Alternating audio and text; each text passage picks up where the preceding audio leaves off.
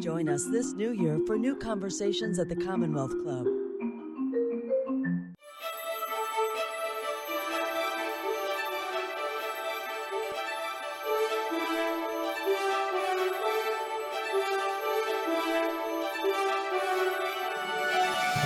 Hello, everyone, and welcome to today's virtual program at the Commonwealth Club of California. My name is Shara Frankel. I'm a technology reporter for the New York Times and co-author of An Ugly Truth, Inside Facebook's Battle for Domination. And I'm excited to be here today moderating today's program. I'm pleased to be joined by Senator Amy Klobuchar, senior senator from the state of Minnesota and author of the book Antitrust, Taking on Monopoly Power from the Gilded Age to the Digital Age. We live in a time of enormous income inequality, and many, including Senator Klobuchar, believe that now is the time to take action against our modern monopolies. She wrote Antitrust to help give Americans a comprehensive view of how monopolies have changed over the years and how the government has adopted in response. We'll be discussing a lot in the next hour, and I want to ask your questions too. If you're watching along with us, please put your questions in the text chat on YouTube, and we'll be getting to them later in the program. Thank you, Senator Klobuchar, for joining us. Well, thanks, Sheila. It's great to be on. I noticed you kind of see I've done like bad Zoom hygiene. You see the window reflected, but you're also going to see it going dark in Minnesota, and then you won't see it. So, such is life. And I'm really excited to be on with you. And read your book, every single word of it. So thank you for that. And looking forward to talking about this. It literally couldn't be more timely. I've done a lot of book talks, but none at this critical time. So thanks for moderating. Well, it's my pleasure. And I'm actually going to start by asking you a very leading question, given what you just said, which is, why is now an exciting time for your paperback to be coming out? Because this is a moment where we're finally starting to see some momentum. And part of it has to do with the fact that this has just been going on for too long. When we got a bill recently, last Thursday, through the Judiciary Committee, we were literally able to call it the first bill, competition antitrust bill, tech bill, to pass through the Judiciary Committee to the Senate floor since the dawn of the internet. A bit overly dramatic, but that is in fact the case. And then you had everything from the Facebook whistleblower to just increasing bipartisan support, the administration taking this on with the competition summit, and the clear problem that with our conservative courts, basically making it harder and harder as each year goes by to bring cases and enforce the laws, with no changes in Congress, a huge lobbying effort. It was just revealed last week that the tech companies alone spent $70 million last year lobbying against, and that doesn't even include the ad campaigns, lobbying against our legislation and similar legislation. And then you also have just a lot of people that don't like to get involved in controversy. One of the things I've noticed is Congress seems to be able to react when there's an immediate crisis, right? A hurricane, a flood, a financial crisis, right? We reacted with TARP and a pandemic. Can get the funding out. I'm not kidding. It is stuff that is immediate, and then these longer term problems like climate change or immigration reform or tech policy seems to be very, very difficult. Voting, not to be, appropriate for last week, very difficult for people to come to yes, especially with 60 votes. So I'm very proud of our bipartisan support and the way our group, which Samantha Bee called the Ocean's 11 of co-sponsors, have been able to stick together and not waver when it came to getting a bill done. So I think one of the things your book does really well is give a comprehensive history of this, of why antitrust is so difficult and what are the historic problems here. I know it's really difficult to try and summarize what took whole chapters into just a couple minutes. Yes. But give people some of that sense, because I don't think people realize what a long and sort of fascinating history antitrust has in America. Right. And by the way, that makes my work right now. I can put it in perspective because some of the senators, even at the hearing, that go, this is going to be really ugly, using the word from your book. And I'm like, you think I wasn't ready for that? Look at history.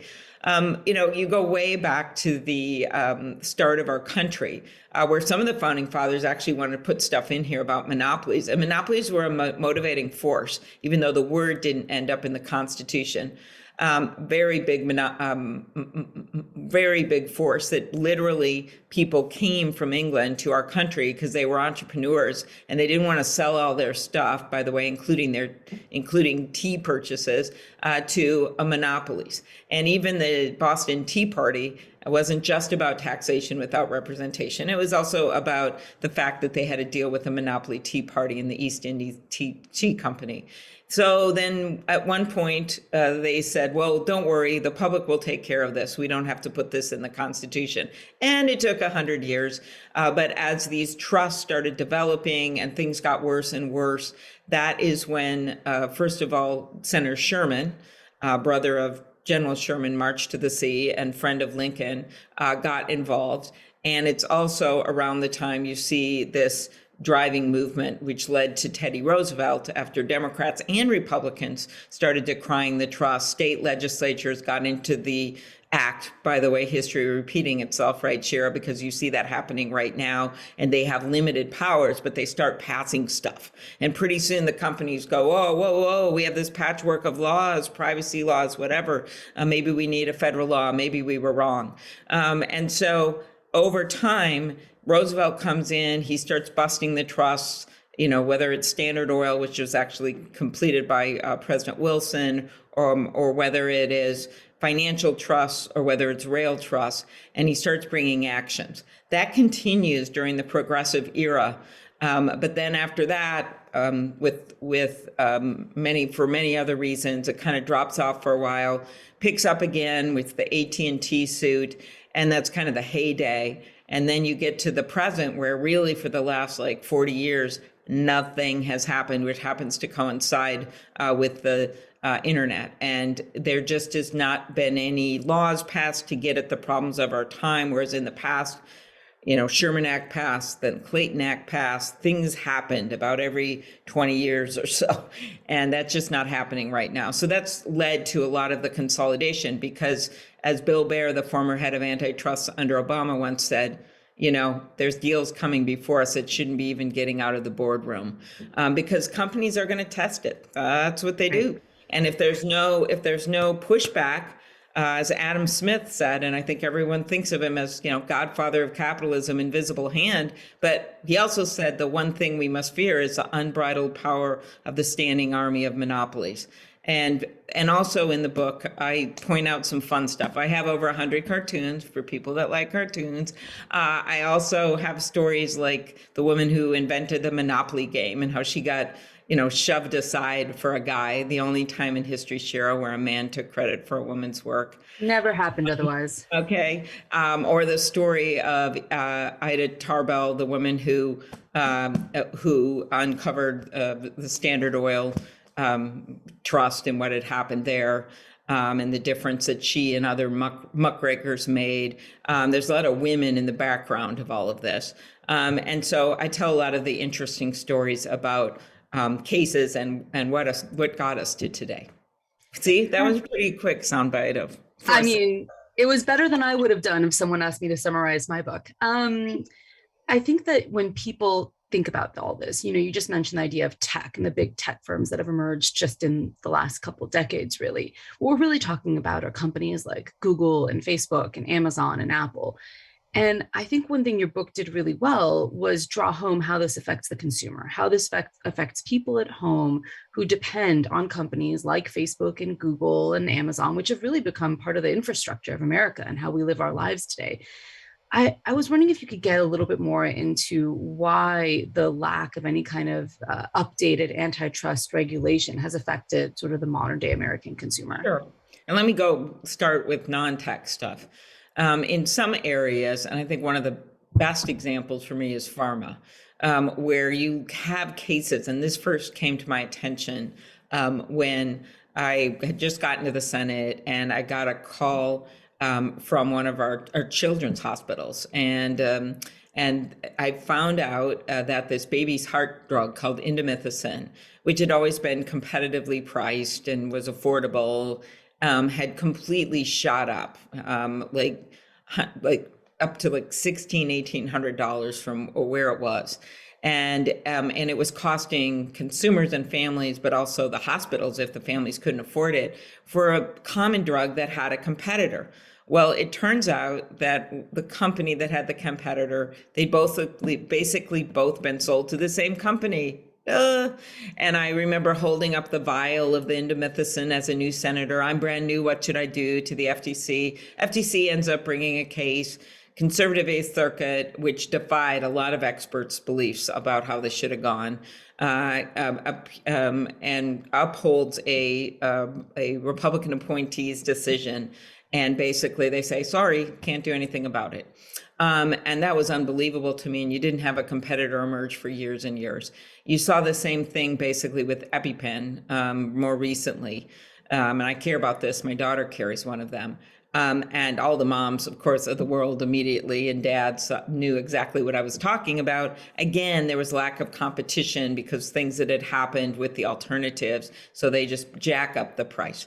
So in the end, I first saw this as a consumer issue and then quickly realized it's antitrust. Outside of the prices going up for things, you have other concerns that are much more insidious. And that is everything from probably positive example, AT&T breakup, right? Everyone thought, well, AT&T's fine. This is all going okay. I got my old phone. I got this when the cell phones were the size of Gordon Gekko's briefcase in the movie Wall Street. And then suddenly after the breakup, people realized, wait a minute, my long distance rates can go down. Yes. But, there's all these new innovations in the cell phone market. So I bring up that innovation point because sometimes you just think, okay, what I got is okay. And you don't realize innovations that can actually make your life better. Like maybe if Facebook hadn't bought Instagram and WhatsApp, they would have eventually responded to the market demands for better privacy, for better protections for kids and the like. And you don't know that because they bought them. Because in the words of Mark Zuckerberg, I'd rather buy than compete. Those were his words in an email. I think that one of the things we do is we a lot of times talk about price. That's true. But there are other things that in the long term, big monopolies cut out a lot of innovations and bells and whistles, and especially in the tech area that would be good for consumers. But the most obvious examples are, online travel. Two companies own like 90% of it. I think it was John Oliver said that it's everything from cat food to caskets. And he ended his piece by saying, and if this makes you want to die, good luck, because there's only 3 casket makers. And I told him, no, I'm sorry, one bought the other, there's only 2. So we're seeing it all across the economy, not just in tech. And, you've obviously been working on this since you were a first-time senator. I'm curious how your thinking of what's needed to write our antitrust policies has changed over the course of your career and specifically over the course of writing a book, because I know when you're writing a book, you get to just live in these ideas for months and months at a time. And did the process of doing that and putting together this as a book make you sort of reevaluate how you yourself were thinking about what change we need? Yes, I think my views pretty much stayed the same going back to when I was a young lawyer working. I represented MCI, and this was after the breakup, but they were still trying to get in the market against the monopoly local carriers. And it was just an ongoing saga in front of the public utility commissions across the country. So that was my first introduction to this. And so then I saw it as kind of back then, and I wrote about this in the book, but it was more of just these companies fighting each other, right? Then I get to the Senate and I start seeing the pharma stuff I just told you about. And then to me, it's like all consumer issue. Then as I keep looking at why this is going wrong, we're so used to maybe the court stepping in, like at the AT&T case. This isn't happening. I have Kavanaugh in front of me in the Judiciary Committee. I had Gorsuch in front of me. And when I asked them questions, their views, this was almost like, hey, look at me, when they would write these really, really conservative interpretations of the antitrust law. And it was almost a calling card with the Federalist Society to say, hey, look, I wrote this weird opinion. Can I make it? I really believe this, because some of them were just unnecessary, like one dissent with all the judges. And when I asked some questions about this, it even, made it worse. And that has been borne out, especially with Gorsuch. Kavanaugh had one decision where he actually sided with some of the other judges. But for the most part, they are not going to suddenly look at the antitrust laws and say, And what bugs me about this so much is that they're supposed to be like looking at original intent. If you look at their judicial views, if you look at original intent of the Sherman Act, there's no way they would have thought, they never knew what the internet would be, but that one company should have 90% of the search market. All right. So the point of all this is that over time, I saw what we were up against. So that over time changed what I saw as some of the solutions, because it was no longer just courts. It was also, well, we need to look at the antitrust laws and start updating them for the times that we live in. We need to get more resources to the agencies, big time, because they're dealing with now record mergers, and they've got these big cases against Google and Facebook. We also need to look at things that I honestly hadn't been willing to look at before, like immunity for they have they're protected from any lawsuits.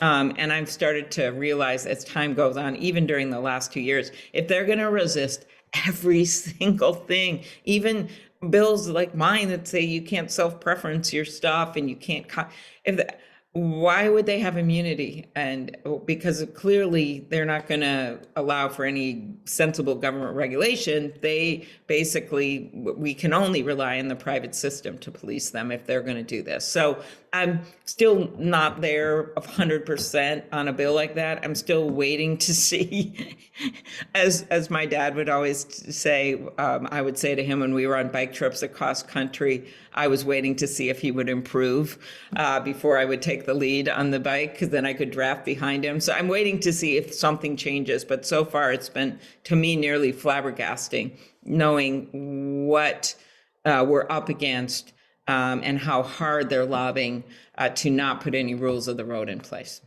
So we're going to get to your bill in a little bit and just the events of the last. You notice I keep bringing it up. Okay. No, we're gonna get there and back to the book, because the book is actually, in the book, I lay out all these solutions, including the bill, right? I have the list of things, new president that President Biden can do, who you put in place. I have a list of things Congress can do, and I have a list of things the public can do. So I tried to be, it's not just some book of history. I knew what we were coming into. And the other piece I realized looking at history and applying it to modern day is what really made change were these populist movements, right?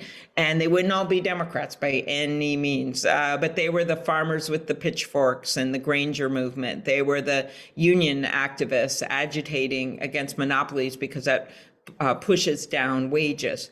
And so I think we're seeing that today. It's not with the pitchforks, right? But there are a lot of farmers complaining about what's going on with meat packing and the like. There are a lot of, in our today's world, less organized groups, but real sentiment against this kind of consolidation and what's happening with pharma and what's happening with tech. And I think the Facebook whistleblower really turned a key. I mean, when and I know you had, written all of this kind of as a precursor to that, but, one of the moms I talked to said that she felt like she trying to learn all this, and she basically wants to raise her kids and be a good mom, but they keep being exposed to stuff all the time that she doesn't want them to see. So she keeps trying to put filters on and do all this, and then they figure out their way around it, and then she has to go to her oldest kid to help her to figure out what to do. And she said it feels like a faucet that's on full time in her sink, and it's running over, and she just has a mop and she keeps trying to clean it up. And I think that's how a lot of parents feel right now. Yeah. And just so to back up for a minute for people who are listening, we're talking about Facebook whistleblower Frances Haugen. She worked at the company for several years. She previously worked at Google. She was an expert on things like how the algorithms, how Facebook's newsfeed feed you certain types of information and how that's been leading to misinformation and hate speech.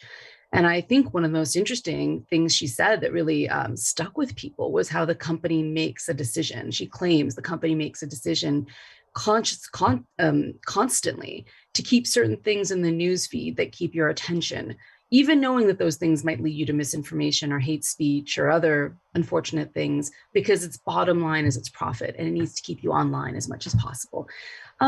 Amy, I know people like Mark Zuckerberg disagree heavily with what Frances Haugen had to say, and he is the first person to say, well, I welcome regulation, and we want nothing more than regulation. I'm curious if you could walk us through, in the eyes of Mark Zuckerberg, what does regulation look like versus in the eyes of someone like you who's got a bill that you're trying to press through right now? Okay, so they have made noises that, and this is Facebook. I'm not going to speak for the other companies because I've been on programs following some of their spokesmen, and they have said they're open to privacy legislation, and that is, of course, different than antitrust. But I'm a big fan of doing a federal privacy law. I think it would depend on what it looks like. What are the standards and things like that. That's something Senator Cantwell and I and a few others have a bill. And I don't think it's the one they want, but I'm not going to speak for them. So they've been open to that. They've been open to talking about their algorithms in terms of after closing them down from researchers. Nick Clegg, I remember this because I was on after he was at one point, and he said, well, we're open to having that looked at. So my issue there on the algorithms is that, and I've explained this to my colleagues, yeah, people are going to make hate comments or misinformation. Individuals are going to put that online. Okay. But the problem with the algorithms, it then becomes, to me, the responsibility of the company. Because if their algorithms are reinforcing and spreading it, that's a problem. And I made the analogy that it's like if you're in a theater and you yell and someone yells fire, that's not protected speech because it's not known as protected speech. Okay, but let's say the theater has all their exits that are safe, and so it's if there's someone breaks an ankle or something, like, is it really the theater that's liable? Yeah, probably not. But okay, what if the theater decided to broadcast it in all their multiplexes? So it created this complete stampede in every single theater. To me, that is different. They are actually their business product created a bigger problem than what it was in the first place. So that gets to our immunity issue. And I know that they don't want to mess around with that. The other thing that all of the tech companies seem concerned about is just putting some rules of the road to make sure that they're not producing their own products that they give preference to. They can produce their own products, Apple Music, Google Maps, whatever they're doing. But how come when they have, in the case of Google, 90% of the search market, would we as a country want them to also produce the products that they give preference to over everything else? That is getting to like the AT&T world from the past, where they had a monopoly over vertically, over all the machinery, and then horizontally over all the phone service. So Google has a monopoly, pretty much, we know this, 90%, I think that qualifies, over the search engine. But then are we also going to let them have a monopoly over everything that's under it that's advertised on there? We can let them produce. We're not saying they can't. Maybe a court would at some point say you shouldn't even be doing this. But all we're trying to do right now is say, if you do it, you cannot compete unfairly against other advertisers and other companies. So to me, those kinds of things with the companies say they're open to can be very different, as you can tell, from where I think we need to go. And the last thing I think we need to do is to just do a bunch of stupid stuff that doesn't mean anything. Oh, why don't we do a study? What more do we need to study? We know what the numbers are. And so that's one of my obsessions is I'm tired of people doing feel-good legislation to say they did something on the internet when it won't make a difference. Some of my more, I'd say, aggressive ideas about doing something about mergers and shifting the burden, it's in the book. Right now, I've got some bills on it with the number of senators, but I don't have the kind of support I have for the rules of the road. So in the book, I lay out all these possibilities of things, including things about non-compete agreements and the like. And then through the real life, that's a little different with what you can actually get support on to move. So tell me, I think of it like this. I think of it as three major buckets of bills or legislation that we're really looking at here. One has to do with what people can say on the internet. So, should you be able to say X, Y, or Z thing? And a subsequent sort of factor of that is, should the company amplify it? So should we allow people to First say, Amendment right to speak, right? versus amplification. And wait a minute, and also certain categories like sex trafficking, or which we have clearly gotten involved in the Senate, not in sex trafficking. The Senate has made clear that they're going to not have immunity for that, or misinformation on vaccines, right? Like that. So you also have types of speech. Right. In addition to the amplification. Okay. Right. So you have this first bucket, which is really complicated. And a lot of senators have gotten bogged down just in that first bucket, and they want to litigate which word is appropriate and what's not. But the amplification part of it is one that I think we're just recently beginning to talk about, which is not, should we discuss what you should and shouldn't say, or should we be discussing whether or not the company should be amplifying things that we universally agree upon as not being good for society, like sex trafficking of minors, right? I'm picking something extremely obvious, terrorism. Did actually do something, but so that's like, okay. But one other thing is how they do it, right? The fact that you, as a politician, so I make a point, I do a bipartisan bill with, whoever, Chuck Grassley, John Cornyn. And so that's, that goes nowhere on the internet. Let's be honest, I put out, but I still keep trying. Okay, so how it is you get 5 times the traction if you have an angry emoji reaction versus a simple like. And so that does actually, I think, create polarized repetition of content and amplification. People see the stuff that's more, I guess you could say, sexy, but extreme on both sides. Okay, continue. And therefore it's good for them as a business, right? So if free speech and amplification is the first bucket, the second bucket, if I understand it right, is the idea of just the monopoly of it all, right? Like, are these companies monopolies? What kind of antitrust behavior, what kind of antitrust laws do we need to stop just a handful of companies from cornering the market, as they've done to date successfully on the internet, which is where all of us increasingly spend our time? And then I'm just going to jump ahead a little bit to the third bucket, which I think of as sort of more the privacy element, the privacy and security element of who should be held responsible when things go wrong, and should these companies be liable? And I'm not, Section 220, it's 230, sorry, is its own very wonky, we could spend a whole hour on that. But the responsibility issue for me is almost a third bucket. Mm-hmm. And I think when people talk about the internet companies, they tend to mix all 3 of those buckets together, and it sounds impossible when you're actually just talking about 3 separate things, 3 separate lanes that need to be tackled at once. Right. And they fight almost everything. So, that also makes it seem very complicated to people. But the lane that mostly we're in with antitrust is the lane about competition.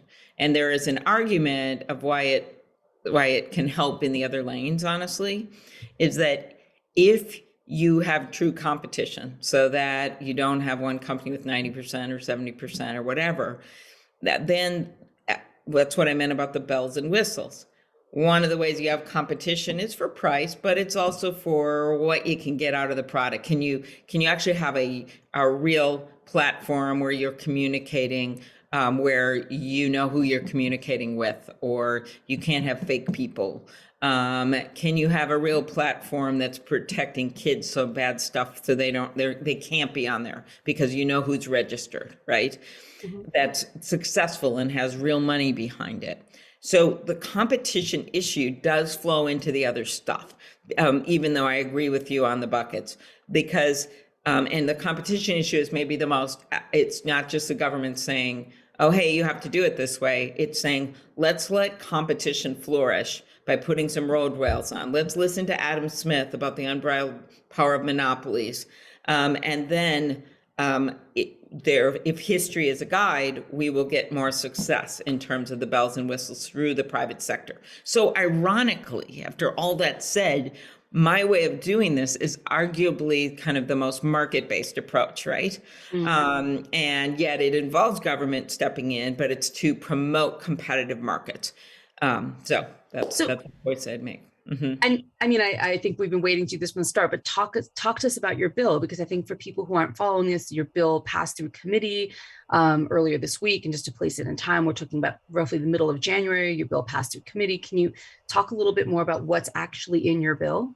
Mm-hmm.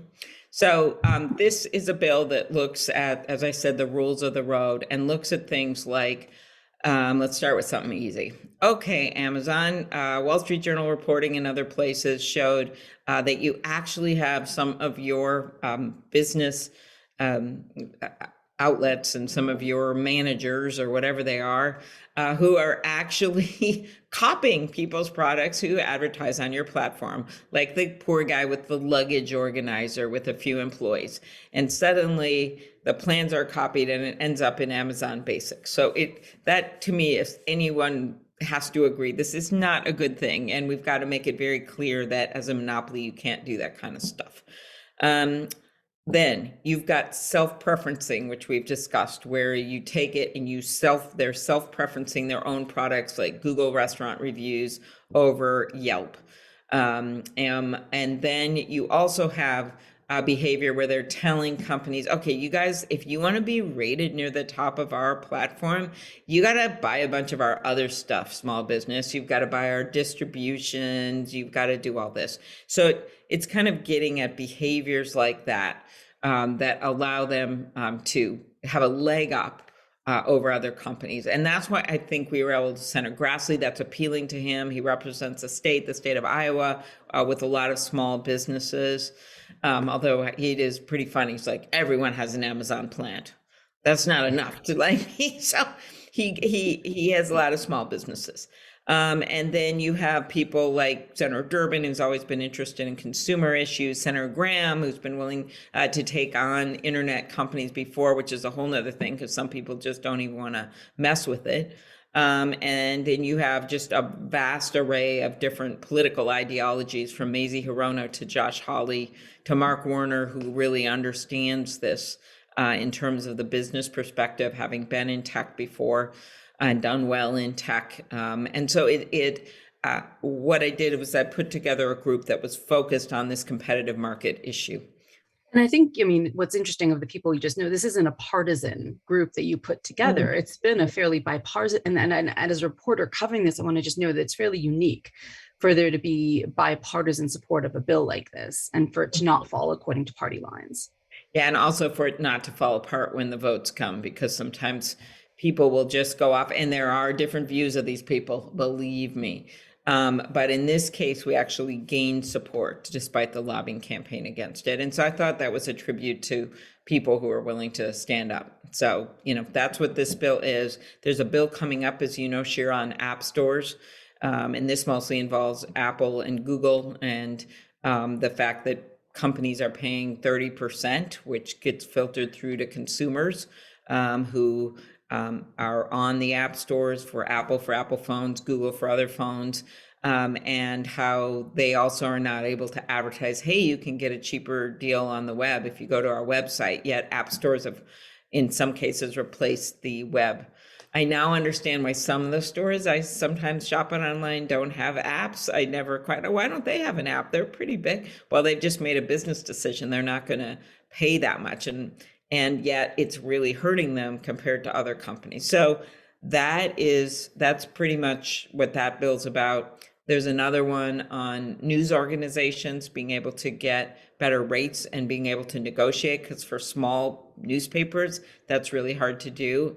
That's another one that we're going to be taking on soon. And that, of course, involves Facebook and some of the other companies. So there's many different issues going on, including the privacy bills I mentioned out of the Commerce Committee.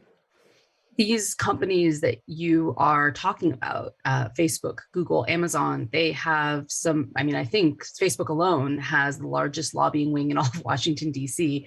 What sort of lobbying have they done to try and slow down your bill? Whenever one of my colleagues bring up an argument, I'm like, okay, let's talk about it. But I just want you to think about, because it's just what this other senator said. So maybe someone gave you that argument that you don't even know is on the payroll. So you need to at least ask them if they're on the payroll, because they have 2,500 lobbyists.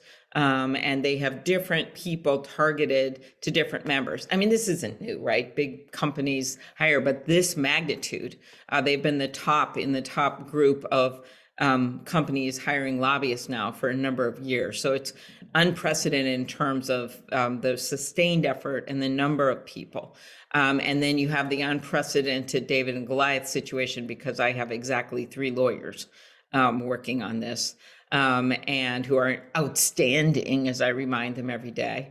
And so, it is an unequal situation. So, but we just keep persevering and getting the facts and working with the other Senate offices that care about this. So that's part of it. And it's, as I mentioned before, Congress does really well usually in short-term important stuff.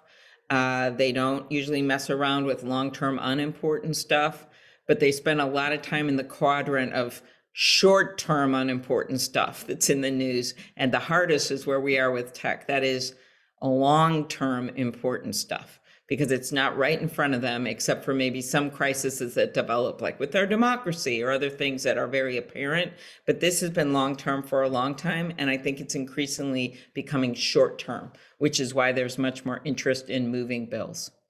And just to be clear, when we're talking about short-term, long-term, are we talking about the 9 months left until the midterms? Is that what we're, I mean, I think some people forget that we have midterms coming up this year in November. And there is a lot I was talking about decades of short-term, but on the front of this year, that is correct, Shira. And so we are working against a clock, because in the fall, it's really hard to get anything done. And so we need floor time from the 2 leaders in the Senate. The House, and this has been bad, we haven't mentioned the House, because David Cicilline and Ken Buck, Republican, and many other House members really led the way on this for 18 months with their investigation. And they also need to start moving those bills to the floor. And they also have bipartisan support for their bills. And they have to, they're coordinating with us about what bills, as we look to get floor time in the Senate. I will say 2 bills are already on the move. One is our Grassley and my bill, which has a counterpart in the House, to change the merger fees and bring in over $100 million for the agencies. That's passed the Senate and is almost guaranteed to get on another bill and get through the House in the next month or 2. The other one is the venue bill, which allows state attorney generals, including, since we're at the Commonwealth, California's attorney general has been supportive of this, to keep the suits in their own state, when instead of allowing the tech companies to move them and slow them down by bringing them to other venues. So that's called we call it the venue bill. And that's another bill that is also on the move. And that's Buck, Cicilline, and Lee and me in the Senate. I just want to send a little reminder for people to send in their questions. We're going to start getting to those questions in roughly 5 minutes time. But before we do, I just want to recap. We have, your bill, the House bills, which are going to be looking at the antitrust, the monopoly issues. I think a lot of people are still holding out hope that Section 230 gets reformed. And just to very quickly give an oversimplification of that, it is the question of whether the tech companies should be held liable for what is on their platform. And for a long time, Section 230 has protected them, in a sense, from being held liable. Do you think it's realistic that we're going to be looking at Section 230 reform in the next 5 years, 10 years? What kind of timeline? Yeah. This is one where, does something, depending on what happens, is there a sudden rush to do something about it? Possibly, given all this stuff that's going on. But I look at it as more that, few year, I won't say 5, but few year thing. And the question is, do you carve out certain areas because there's not agreement? Now, this is one where there's not agreement across the aisle, right? Mm-hmm. Misinformation on one side, political stuff on the other. So is it better just to do it based on size, based on amplification, how much amplification there is of certain types of speech, or do you just do full out immunity? It goes away for people that when you can show harm of some kind, of falsehoods basically, or something, and you do that by not punishing, say, and this is what some of the senators say to me, well, people put jerky comments on all the time. I'm like, of course they do. That happens, right? And but this is about the amplification piece of it and what that means. Right. And, I just want to note one thing I think about when I think about all these laws and how important they are right now is this idea of the metaverse that all these companies are rushing to. Facebook has obviously renamed itself as Meta. I really should be Yeah, calling we it should have Meta. noted that, just like I didn't note the house, which was bad. I still have trouble remembering to call it Meta, but it's not the only company. Apple, Google, they're all in a race right now to create this immersive online experience which they want us living our lives in. And I think academics and researchers who are looking at all this say it's even more important for the legislation and the regulation to happen now, because whatever problems we have with the internet now will be that much more amplified when we are in some kind of holistic virtual reality experiment where we viscerally see and feel everything around us. Yes, I agree. And I my think metaverse answer. I'm just going to get started with some questions because I think we already have some good ones here. The first is, do you think politicians who oversee policy should be banned from investing in the same companies they are regulating? Do you see this as related to your bill? Okay, so I am not a fan of investments by politicians, and there are some limits in place on the Stock Act, as you know, that's already in place in Congress. And, I would support expanding that. I'd want to look at what the legislation is. And yeah, I don't think it's a good idea. So, I mean, I don't have investments outside of a 401k like most people have that is invested by someone else. And so I think that it can lead to, even though for many people it may not influence what they're doing, it can lead to the appearance of that. And I think that can be a problem. And another question we've got here is, what can be done about vertical integration?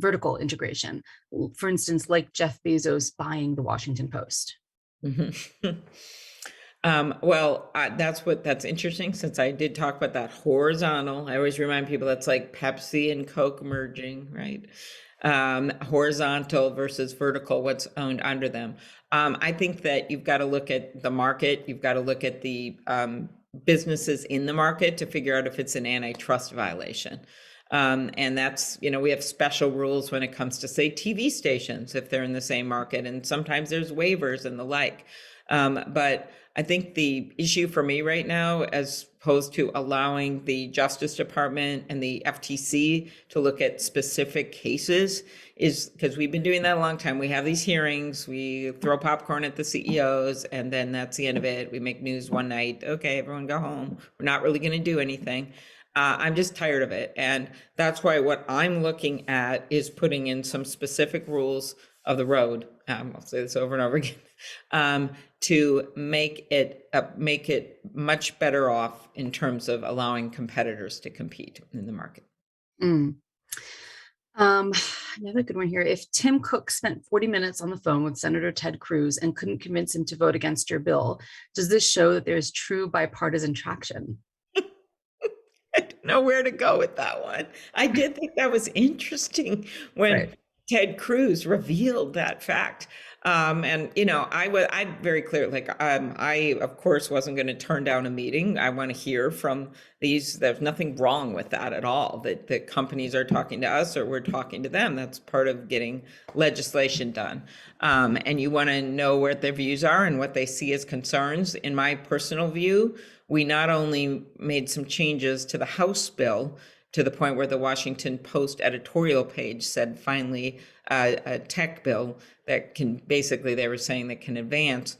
But then after listening to Tim Cook and some of the other CEOs, we made very clear some security exceptions and changes. We made it very clear, which we always knew, that Amazon Prime, one of the more amusing hits on the bill, was not covered, but we even clarified it more, that we weren't going to take Amazon Prime away from people like me. And so that was very clear. So I think in terms of the support we got for the bill, it was everyone from liberals to conservatives and people in between, honestly. So that was very important to me. But I can't, I think that the CEOs have a right to make their case. We should listen. We then have to respond. And so what I don't like is when people just listen and take everything they say hook, line, and sinker, because then another lobbyist reinforces it that they know from home. That's the kind of stuff that's going on, or someone that used to work at a government agency that says something. I mean, there's just a lot of things out there that get said in these meetings. And so all I ask my colleagues to do is to ask questions and then step back and look at it and come back to us, which they have been doing, and ask us to answer their questions that have been raised by the lobbyists or the CEOs. Well, but now I obviously have to ask, has Tim Cook spent 40 minutes on the phone with you, and not just him, but if any other tech CEOs called you and tried to? I actually, and I think this has gone public because after Ted Cruz revealed that breaking news in the hearing, I was asked that, and I had met with Sundar, the head of Google, actually met with him for over a half hour, and then also with Tim Cook. Yes. Okay. At different times. They had, of course, different issues, but I didn't ever hide that. I think that it's important. And, it's probably good they're talking to other people and not just Ted, they're talking to everyone. So we know that. My problem is that their lobbyists are amplifying things, saying things. I think there's a lot of scare tactics. And the most amusing thing is every time we make some change that Grassley and I and the rest of the authors agree to is just clarify something or is necessary. Now they go, oh, see, their bill was bad, as opposed to saying, you know what, they're listening to people. And then the other thing I warn them is, we're not going to get to the point where this bill does nothing. So, I tell my colleagues, until it does nothing, they won't support it. So you're going to have to deal with it. This is not a popularity contest with the tech CEOs. Right. No, you win the popularity contest if you don't support the bill. So let's just be honest about that with the CEOs. Yeah. Do you worry that conservative federal courts will sympathize with the companies when antitrust lawsuits get filed? I don't know that. I worry not that it's because it's the companies or which companies it is, because as we know, even during the Trump administration, Macon Delrahim, he brought that case against Google, and Chairman Simon over at the FTC brought the case against Facebook. So there were conservatives and that were actually pushing the envelope on this. But when we get to the courts, even if they may agree with them on some of this in their heads, they've created such conservative precedent in other cases that it makes it very hard. Now, maybe they'll find some unique way to disagree, or to allow a suit to proceed. And we've got the Justice Department and FTC have some good facts here. But one of the reasons I think we need to change the law is to make it very clear to the court where Congress is, and that, their rulings notwithstanding, the world has changed. Nearly 20% of the economy is tech, or the world has changed. These pharma companies are doing really bad stuff right now when it comes to consumers, and we're got to put some safeguards in place. That's what we do as members of Congress. So hopefully that will help, and then the final thing I already mentioned, when I go back to the original intent of these laws, I'm like, and why did you get to where you are? Because of Judge Bork's rulings, I guess. But maybe this is, if you're willing to step back. Oh, here's one, Shira. If you're allegedly willing, you're now looking at Roe v. Wade, you're looking at all this precedent. Sherman Act's been around a long time. Maybe you need to look at the mess that has been created within the world of antitrust. Yes, but I can't guarantee that will happen. Right. I mean, and I think whatever the courts do or don't do is left to be seen on a number of issues, not just this one. Mm-hmm. What do you think about shifting ownership of data from the platforms to the individuals being harvested? Governor Gavin Newsom has referred to a data dividend. Yeah, exactly. And I talked about this, I think, at South by Southwest when I was on the presidential campaign. And that was trying to put a tax on this, or because all these consumers are out there. And I think my favorite monetization of how much they're earning for the companies. And I want to get this right, but I think, so this is a caveat, I'm doing it from memory, but it was something like $200 a quarter or something like that, that Facebook was making off of consumers that are their users in the US. And then when you looked at other countries that have a little more rules in place, or maybe it was significantly less. And so when you look at that, and this is their own reports that we got this data, You realize, wow, they're making a lot of money off us because they have our data and then they target ads to us and they sell it to advertising, which you so greatly pointed out that business model in your guys' book. And so I think it's a really interesting idea. I actually proposed it at South by Southwest. And, Californians often ahead of the curve on some of these new laws and new approaches. And so I think that would be a really interesting thing to do. And you could also, of course, do it federally. And there's one question here that I missed earlier, which actually is very near and dear to my heart, which is who decides what is hate speech and why is it so tricky to answer this question? Well, you have, what is a court standard, when you see it in terms of pornography. Well, there have been Supreme Court rulings on what this protected speech is under the First Amendment and what is not. And that's why I use the example of fire in a crowded theater, things inciting violence, but also things that are hate speech. And there's actually many laws on the books for hate crimes, including one that I had under my jurisdiction when I was the DA. And so hate speech is based on the law in the state, in the country. And so one of the things that we have tried to do, Senator Warner actually led a bill on this with Mazie Hirono and myself on discriminatory speech and speech, violent speech and things like that, and why does it matter? It gets to your third bucket, because then you shouldn't have immunity if you are putting that kind of stuff out on the platform for whatever repercussions there are from that. So it's a boring legal answer to your question. Well, no, I don't think a lot of people realize how complicated the hate speech issue is, and something we get into this in the book. As opposed to an opinion, someone's opinion, and what the line is. Yes. We get into it a little bit in the book. We actually, I think at one point had a whole chapter and we had to cut it for the sake of readability. But Germany has actually taken such a very different approach to this than the US has. And because of what happened in Germany during World War II, they actually have some of the world's strongest, some really sort of strong anti-hate speech laws, which are much more First Amendment in our, or how about, I was just talking to the French ambassador today about some of the work, Ukraine, but also what's going on in the tech world. And they've been taking a lead in France. There we talked about that they just can put limits on what was reported basically the few days before an election, and remember how they basically took stuff off the internet that went on.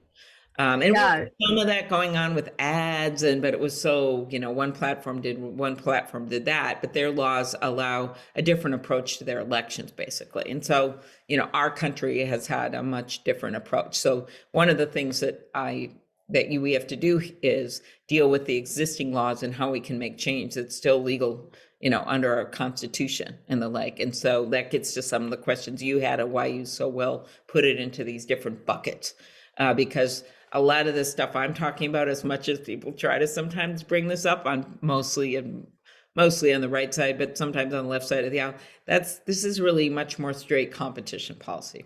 Right. And just to give people a bit of the history here, in Germany, you have to remove hate speech within a certain window of time. Companies like Facebook and YouTube, if they don't take it down within a certain amount of time after it's reported to them, they get penalized, they get fined.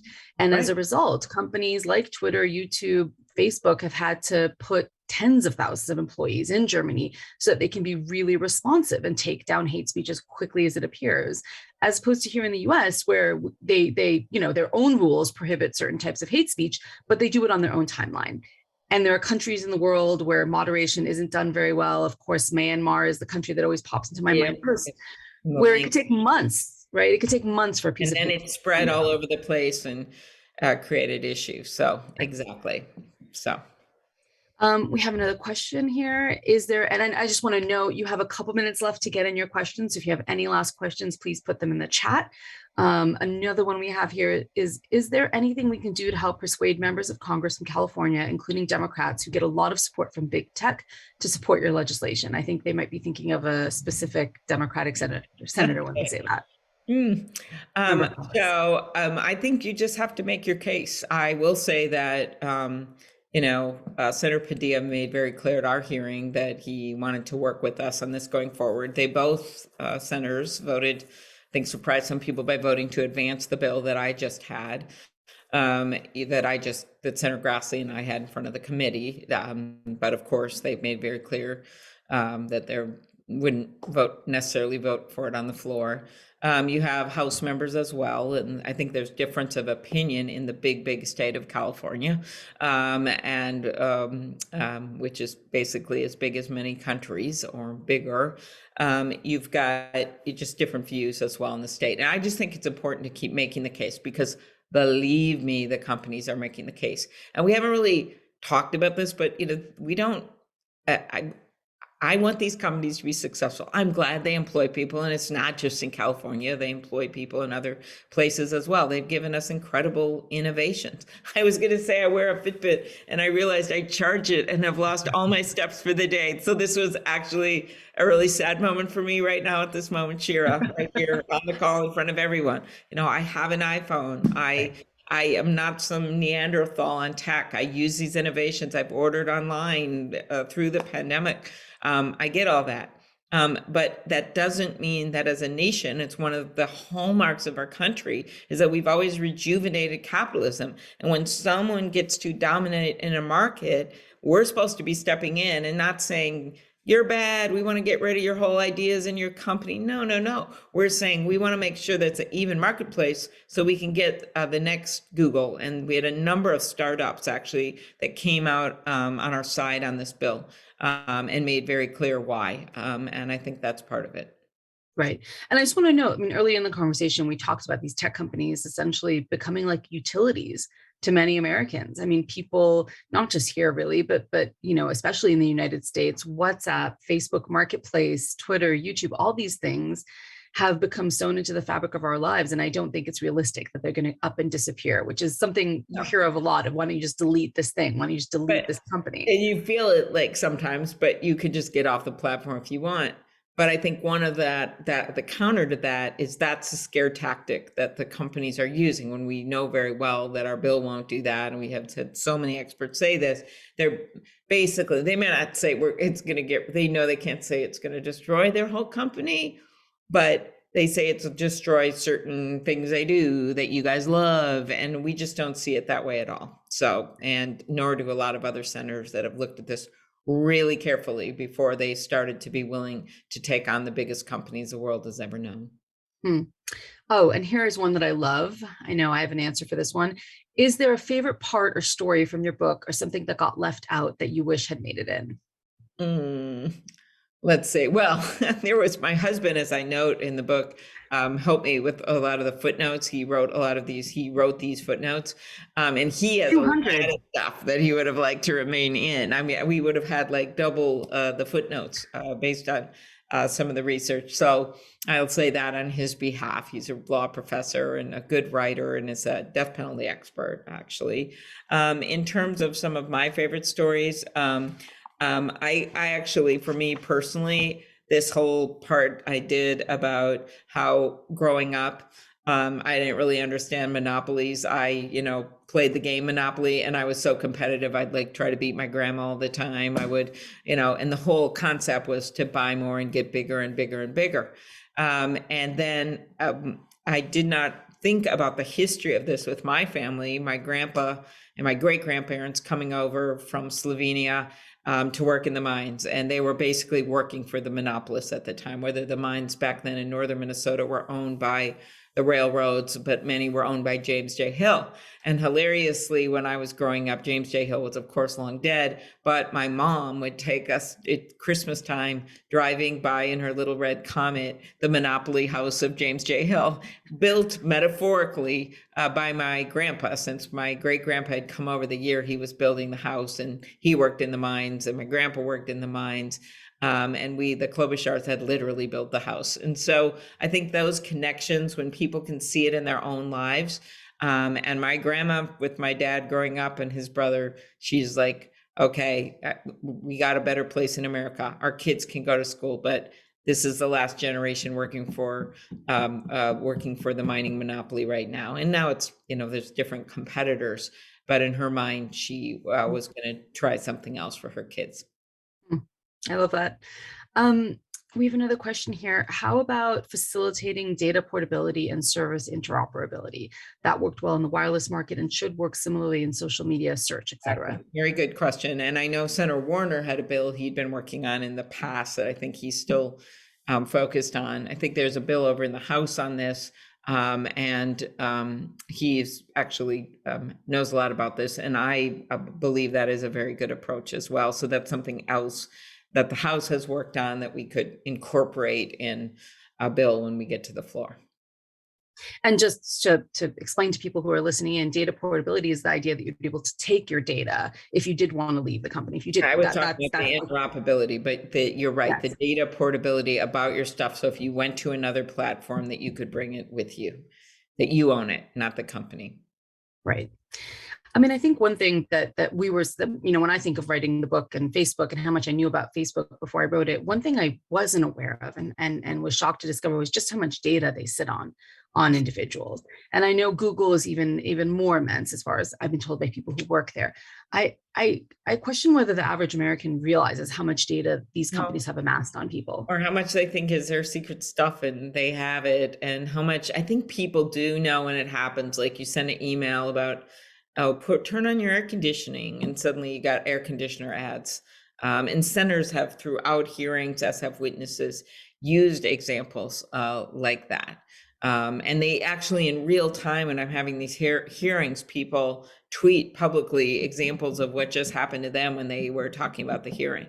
So I think people know that, but I don't think they know how much money they're actually making off of them, and how that should be their information, their data. That money should be coming to them with some, normal profit for the company that's using the data, but instead they're just hoarding all their data and making money off of them. And it's one thing that's a really good approach for getting people to understand this, because it's hard when you just want to go buy something online and you just don't even realize what's going on and why you picked a certain product. The one thing that struck me as creepy is the best word I can come up with here, was that they know things about you that you might not know yourself. So they can, using their data on literally billions of data points of people all over the world, they can say whether someone like you is likely to want to buy a house in the next year, have a child in the next year, get married to the person you're currently dating. And they can use this data to make really interesting and scarily accurate predictions about you and your life before you can. Yeah. The brave new world. So, I mean, it's getting more and more. And it just, again, to step back to our real world as opposed to the metaverse, it should make the people demand some action from Congress up front. And the administration, who put good people in place in these jobs now. And now it's time to get some action. We have one last question here, which I think is actually you keep telling me there's more questions. This is the last one, I promise, and I actually think it's a perfect question to end on. It's a really good one. What is your elevator pitch for Americans to support your bill? I want to tell other people about it. So do you have your 60-second elevator pitch? Sure.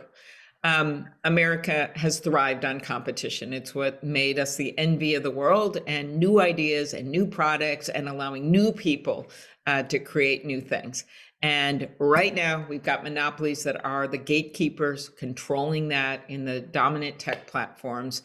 And we've got to adjust our laws so that we can continue rejuvenating those new ideas and allow other products to get on the market. Perfect. Thank you so much. Our thanks to Senator Amy Klobuchar for joining us today and discussing her new book, Antitrust, coming out in paperback. We'd also like to thank our audience for watching and participating live. If you'd like to watch more programs supported or support the Commonwealth Club's efforts in making programming possible, please visit commonwealthclub.org/events. I'm Shira Frankel. Thank you, and stay safe and healthy.